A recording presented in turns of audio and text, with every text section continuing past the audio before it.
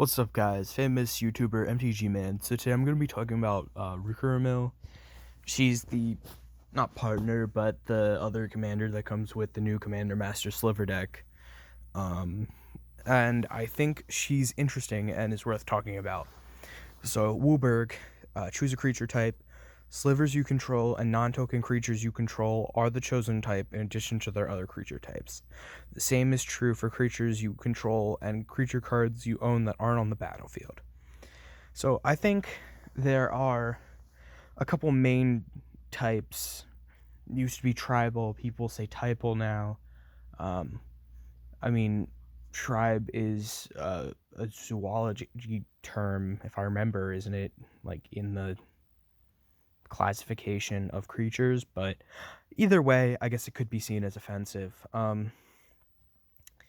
So I think one of the main ways people are going to be building it is humans with slivers. So you got like Coppercoat Vanguard's new. Rick gives a whole bunch of keywords. Talia's Lieutenant is a classic, puts +1/+1 counters. Zathrid Necromancer is interesting because with a sack outlet, if you name humans, all your zombies are humans. So it's just infinite sacks. Goldbug is from the Transformers. It just prevents combat damage to attacking humans. If your slivers are humans, this can be great because slivers is a very attack-heavy deck. Sigarda, +1/+1 to humans. Jarina can give them indestructible and hexproof. Other Jarinos a buff. And, I mean, humans, I think the interesting thing with a lot of tribes is that they're kind of just doing the same thing slivers are doing already, but not. So demons are a little bit different because they have a lot less support. So we do have a couple cost reducers. We've got the 2 Rakdos, which can be board wipes. Balakanor can draw a lot of cards if all your slivers are also demons. Kalia can cheat them out. But I think Liliana's contract is interesting because your slivers are demons. You need 4 slivers and you win the game. Or just 4 creatures in general and you win the game. So I think this could be interesting as a sideboard piece or just main deck in general, even in non-demons decks. Because, well, you're going to have 4 slivers. Your slivers are demons. So I see no point in not having an alternate win con. You play your commander again, and whoop, they're all demons, and you win. It's just different. Another type is wizards. So wizards actually, I think, are interesting because they're going to be doing a lot more card draw. Some of them copy spells, some of the counter spells. And I think it can add to the consistency a lot. However, a lot of them aren't great. I think Harmonic Prodigy is a standout, though, because... Okay, so like these two. This is just instants and sorceries. You can tap 5 wizards to make a player lose 7 life. Whenever a equipped creature deals damage to a player, draw that many, which is great and all. And I mean, slivers can get big, so you can draw a lot. Flame of Venor is pretty good, and Riptide can just save your stuff. But going back to Harmonic Prodigy, so it doubles up your triggers if your slivers are wizards. So things like Essence Sliver, since it's a whenever deals damage, you're going to be gaining double life. This will basically have it counter the spell twice unless they pay 4 extra draw on damage. So whenever they're blocked, they'll deal 2 damage to an opponent and create 4. They'll do 4 damage when they're blocked and create a 4/4 sliver army whenever they die, which is pretty good. Leeching Sliver is 2 damage every time a sliver attacks. Capricious Sliver is just more card advantage. Spiteful Sliver means that they'll be dealing double damage whenever they're hit. So you can even hit your own slivers or block so that you're just dealing a whole bunch of damage. Just again, deals 1 damage to any target. Brood Sliver is crazy because you're going to be able to hit in. You hit with 1 sliver, right? That means you're creating 2 more slivers who next turn are going to attack in to become 4 slivers, and it's just going to go absolutely crazy. Fungus Sliver will make your opponent think about attacking you because you can block. And whenever a creature is dealt damage, it's going to get 2+1/+1s, which is great. Virulent Sliver means it's going to be getting 2 poison counters whenever an opponent's dealt damage by it. And then Opaline is just 2 card draws whenever one of your slivers become targeted, which is basically just divination, which is pretty solid. That's each card, like, target. So allies, I think allies are doing a lot of the same thing slivers are.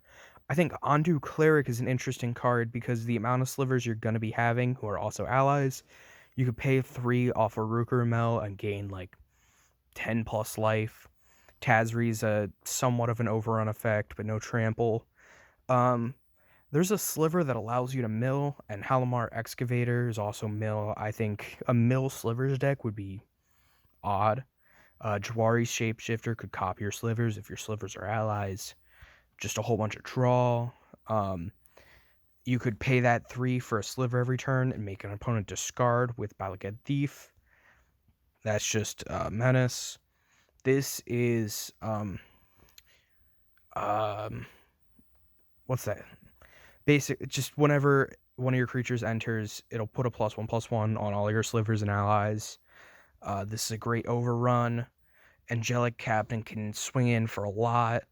And March from the Tombs, since all of your slivers are also allies outside of on the battlefield, being able to reanimate 8 mana value worth of slivers for 5 is pretty solid. And then Ally Encampment can bounce crucial pieces back. Sure, it has to sacrifice itself, but it's any mana you need. And if you have a crucial sliver that's about to be removed, that just stops it. Zombies are up next. So I think Sliver Zombies goes against what regular zombies are going to do. We'll talk about that later, but like regular zombies want to go wide with tokens. Well, your slivers are zombies, but your zombies aren't slivers, so they're not getting that buff. So just +1/+1s, creating more zombies. I think you could do some direct burn stuff. It has some card draw, but it's really not doing much that the regular sliver deck isn't doing. Necroduality is neat, being able to double up your sliver effects. Rooftop Storm is free slivers, and if you can get like a Beast Whisper down or some way to draw, could be a way to go off. Liliana Mastery is just +1/+1s on slivers. It's not that great. Vampires. So Sorin can cheat in your big slivers, which is great.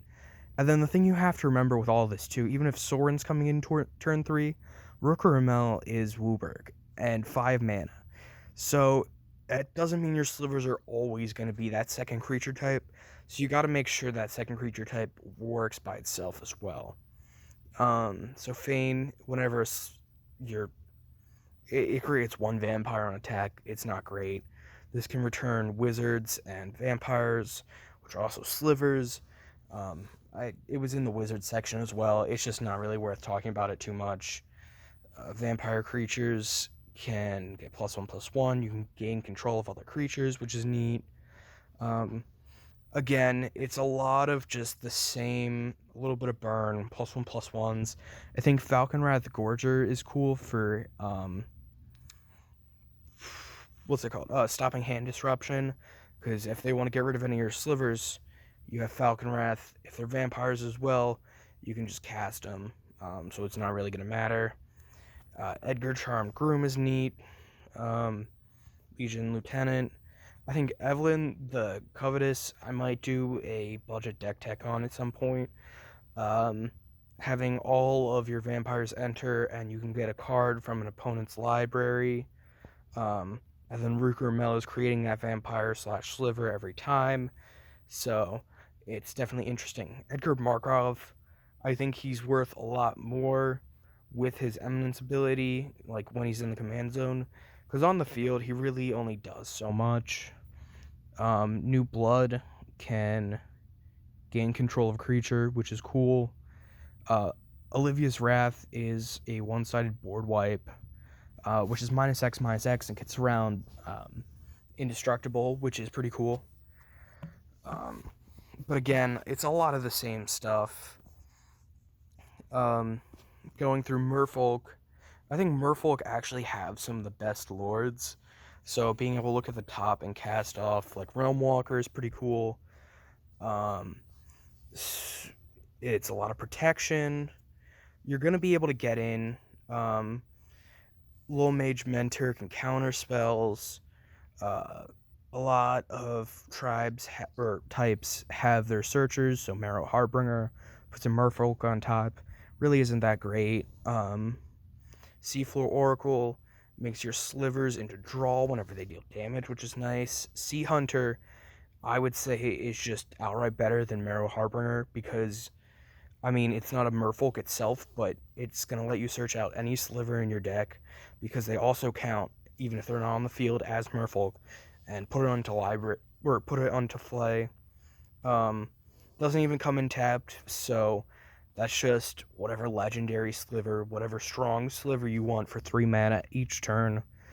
Stony Brook Banneret was also in the Wizards. Just any mana reduction's great. You have some ways to counter. I think Wanderwine Prophets actually has a lot of potential because you champion a Merfolk that first time, doesn't matter. So whenever it deals combat damage to a player, you sack a Merfolk, take an extra turn. You're going to be able to create a Merfolk every turn with Rukarumel.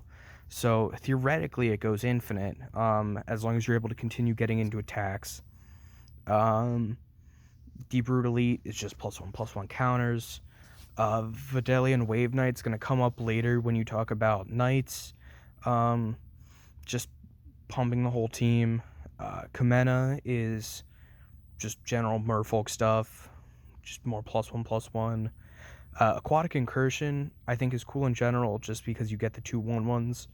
But Slivers are a weird go wide, go tall deck because of things like Sliver Hive Lord?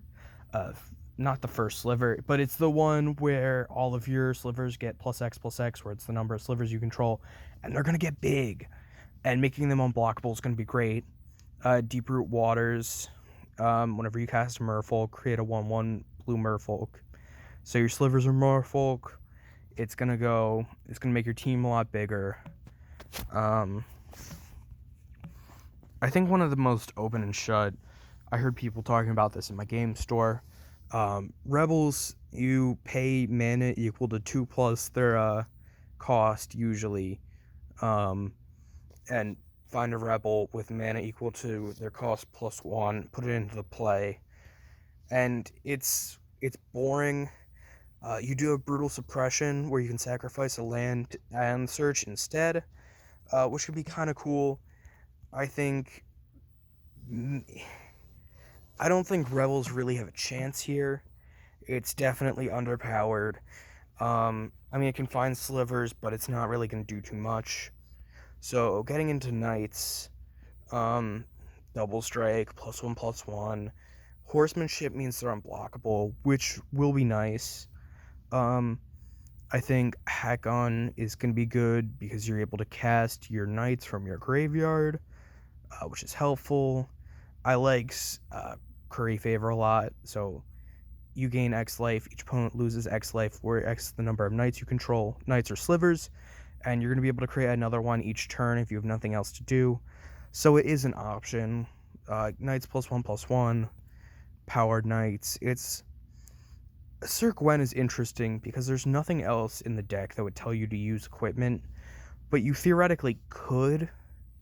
I do like Knight's Charge. I like the idea of playing slivers that aren't focused on actually dealing the combat damage to win. They're just like burn slivers. And then Tournament Grounds is an untapped 3-color land, which you can use on your slivers. It's fine. I think the last 4 are actually where things get a bit more interesting. So, dragons going in, starting off, Scale Lord Reckoner. Your slivers can't be targeted unless your opponent wants something destroyed, which you can make deals with an opponent and be like, hey, if you shock my sliver, I'll get rid of, it's a non-land permanent. That's like anything except, it's anything except for a land. So you can make deals with your opponents. Dragons have a lot of cost reducers, which can be great because there are some high mana value slivers. Lathlis Dragon Queen creates more dragons. I like the idea of things like Scourge of Valkis and Dragon's Tempest, where it's going to be dealing damage based on the slivers slash dragons instead of actually attacking in. Travakalikite is just more dragons. Then you have the original Dragon Lords before they were Dragon Lords. And since slivers are going wide, they're expecting, hey, whenever a dragon you control attacks, defending players' creatures get -1/-1. Well, they're expecting you have like 2 or 3 dragons, because dragons are big and hard to cast. But you're having, 1 or 2 mana slivers. So you're going to be able to wipe out all of your opponent's boards in one attack and then just swing for lethal. Same thing, Culligan the Storm's Fury. You're going to have like 6 or 7 slivers. That's +7/+0 to each of them. Rivaz the Claw is it's a mana dork for dragons and slivers. And you can cast a dragon creature from your graveyard once per turn, which again, your slivers are dragons. You have Miriam, who can copy up all of your dragons and slivers, which is great. Scion of the Ur-Dragon, which seems meh by itself, right? You're going to be getting, it can become slivers too, which is neat. But when you look at the actual commander for the Sliver Swarm deck, Sliver Grave Mother. So your slivers have Encore, and if you have 3 opponents, you're going to be paying their mana cost to get 3 of that sliver. All of them can attack that turn. So it's going to be worth paying the 2 with your Scion of Ur-Dragon in order to get that sliver in the graveyard. The Ur-Dragon itself, it's getting a reprint in the same set as the new slivers, which I think is interesting. I don't know why Markov isn't also getting a reprint. But, Edgar Markov, Tiamat can search for 5 slivers, which is cool. Crux of Fate is a one-sided board wipe. Dragon's Tempest is more that burn I like. And then Haven of the Spirit Dragon is mana fixing, color fixing, whatever. Again, I think dragons have a lot more of a shot of being the partners with slivers because there's a game plan going on there. Moving on to elves, you have Miara for draw, and then a lot of the elves also, kind of like Merfolks, have a lot of those +1/+1 abilities, searching for elves, but they can also add a lot of the mana, which can help slivers go well. Again, an effect like Beast Whisper, where you're drawing off each of your slivers, would be really helpful. Skyshroud Poacher is, again, you pay 3, search your library for any sliver, put it in the battlefield. So I think Well-Wisher is probably one of the weaker cards here, but again, you're going to be going wide. It's going to be worth it. And I just generally like the idea of going wide with both elves and slivers at once. And slivers in your hand are also elves, so Guiltleaf Palace is also an option. Elementals. So this one I didn't think too much of. You do have a cost reducer. Each elemental you control has menace. Search your library for an elemental, put it on top for 1 mana is pretty good. Trample is pretty good. And then Omnath, which seems like it'll be a little bit hard to cast, but when you think about it, if you have a lot of slivers and they're going to be dying when you're swinging all out, having Omnath be like, okay, so you blocked my slivers, but here's 3 damage to the face for each of them on top of everything else.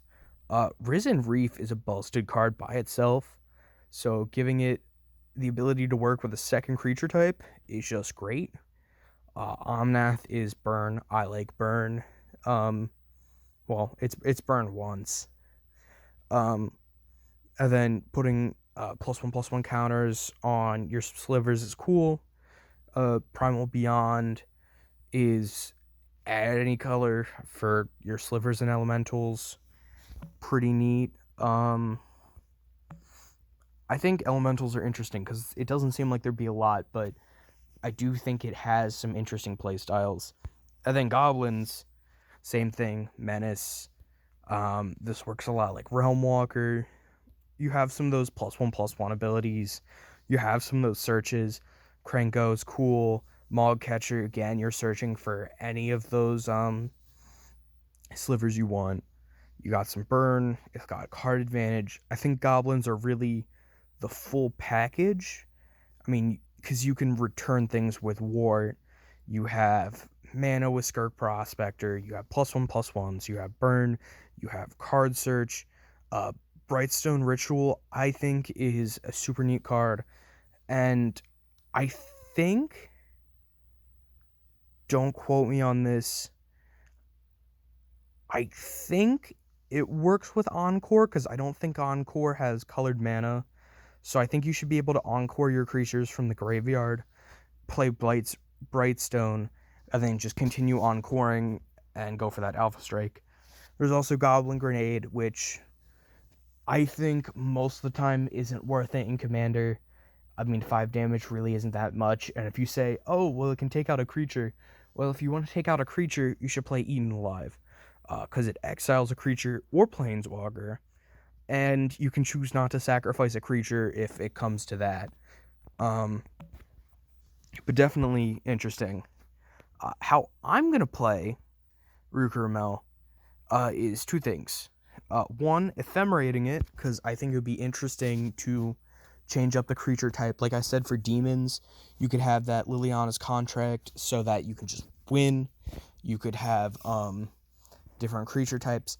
And I don't think a lot of people are realizing this, but you choose that creature type, you can say Sliver and have all your non-token creatures become slivers and get buffs from slivers. So let's say I want to play slivers and zombies. Like I said with zombies, if you're going to say zombies, it's not really going to work out because zombies' game plan is usually go wide. So you're going to have like a couple lords, but it's not really going to do too much. This way, you're spreading out with your zombies, and then all of your zombies are slivers. I think that's probably going to be the best way to build the deck, but I'd like to hear what you guys are thinking. And just before I go, I just want to say, I think this deck is terrible. Like, I'm not a big fan of the slivers deck. I think the mana base is bad. I think the slivers they chose are mostly good. But what I don't get putting Rukarumel in here. I could get putting it like in the set itself. Well, not the set itself because it's a reprint set, but I don't. What creature type are you supposed to choose here? Because the entire deck is slivers. So like, I mean, I guess you can make her a sliver as well.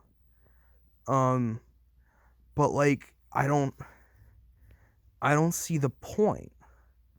I like correct me if I'm not seeing something here, but it doesn't feel like she adds anything to the deck.